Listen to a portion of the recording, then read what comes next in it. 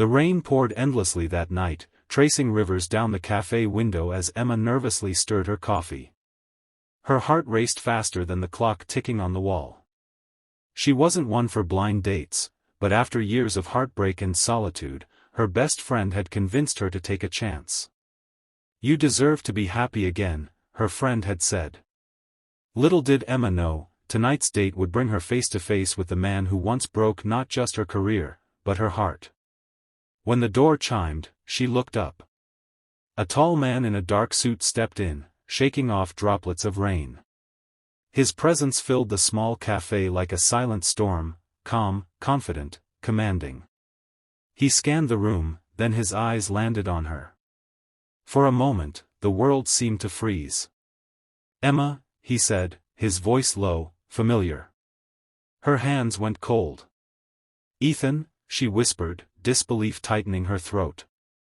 Ethan Gray, the billionaire CEO she once worked for.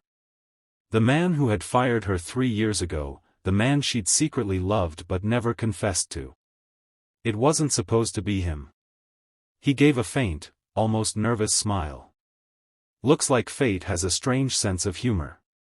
Emma forced a polite smile, trying to mask the wave of emotions crashing inside her. She wanted to stand up, to leave, but curiosity, and something deeper, kept her seated. "So, you're my blind date?" "Apparently," he said, sitting across from her. "My sister set this up. Said I needed to meet someone real." The silence that followed was thick with unspoken memories. 3 years ago, Emma had been Ethan's assistant at Gray Enterprises. She'd admired his brilliance, his work ethic, his quiet kindness hidden beneath his stern exterior. But one day, she had been accused of leaking confidential information.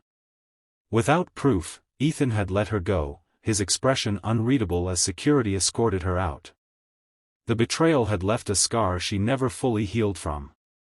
Now here he was, looking at her like a man haunted by the past. "I didn't know it was you," she finally said. "If I had, you wouldn't have come," he finished softly. She nodded. Ethan took a breath, his eyes meeting hers. "Emma, I need you to know something. The day you were fired, I didn't believe you did it. But I had investors pressuring me, and I didn't have evidence to defend you. It was the biggest mistake of my life." His voice cracked slightly at the end. Emma wasn't prepared for that. She blinked back tears, memories flooding her mind, long nights at the office, the way he'd always stayed late to help her, the brief smiles they'd shared that hinted at something more. "Why tell me this now?" she asked quietly.